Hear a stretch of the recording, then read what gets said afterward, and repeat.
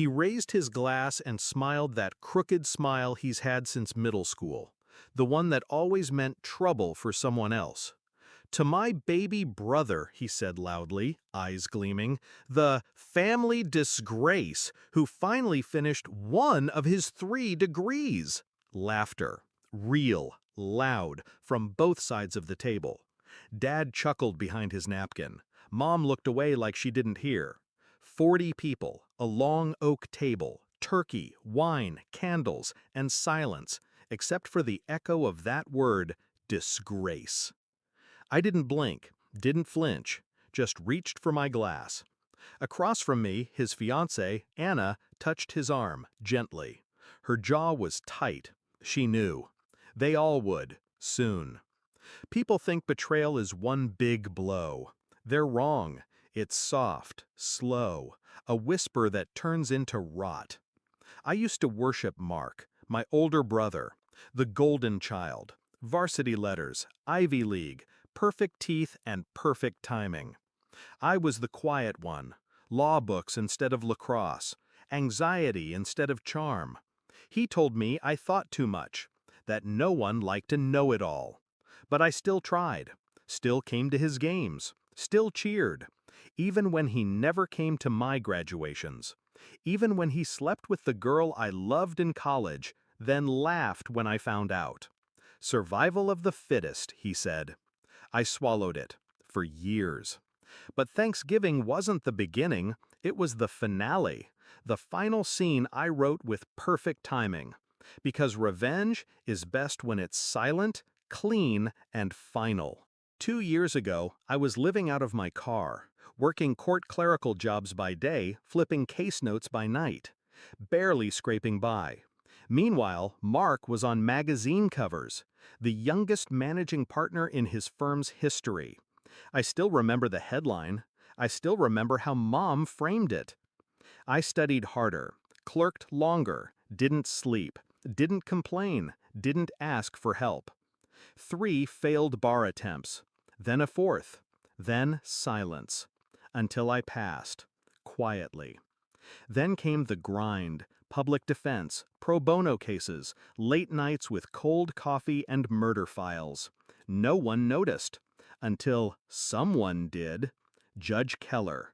She saw what no one in my family had the patience to look for: control, precision, obsession with detail. 6 months later, I was on her short list for a federal clerkship. Mark didn't know. No one did. I didn't want applause. I wanted to earn it while they were still laughing. The clerkship led to my recommendation, and 2 months ago, my name landed on the president's desk. 1 interview, 1 vote, 1 signature. Just one more formality before my life changed. Which brings us back to Thanksgiving, to the moment Mark mocked me. To Anna, his fiancée, whom I hadn't seen since the announcement, shifting uncomfortably in her seat. She looked beautiful and nervous. She knew it was coming. I'd told her a week earlier, over coffee. She didn't believe me at first, until I showed her the letter, signed, stamped, official. I waited until dessert, then I stood, slow, calm, glass in hand. "I do have some news," I said, voice steady. Mark smirked. "Please tell us it's not another online course." More laughter. Anna didn't laugh. "Last week," I said, "I received confirmation that I've been appointed to the United States District Court." Silence. Cold and sudden. A spoon dropped. Then Anna, God bless her, turned to me and said, loud and clear, "Congratulations, Your Honor." 40 heads turned. Mark's smile cracked. I didn't gloat, didn't thank them, didn't explain. I just let the silence eat them alive. Mark blinked, twice. Looked at Anna, then at me. "You're kidding?" "No." Mom's fork hovered midair. Dad cleared his throat. "Federal?" I nodded once. "Confirmed yesterday. I start next month." Mark laughed, hollow.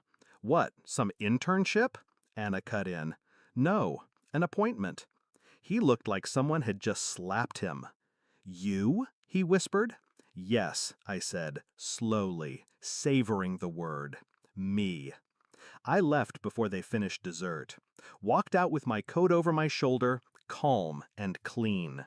No yelling, no chaos. Just the truth. The one they never saw coming. Mark texted me the next morning. You could have told us. I didn't reply, because telling them wouldn't have mattered. They never heard me anyway. The news hit the local papers 2 days later. Photo, title, swearing-in ceremony. I didn't invite them, but Anna came. She stood in the back, hands folded, eyes proud. I heard she left him the week after. Sometimes revenge doesn't need fire. Sometimes it just needs silence, patience, and a room full of people who once laughed at you. And one title they can never take back: your honor.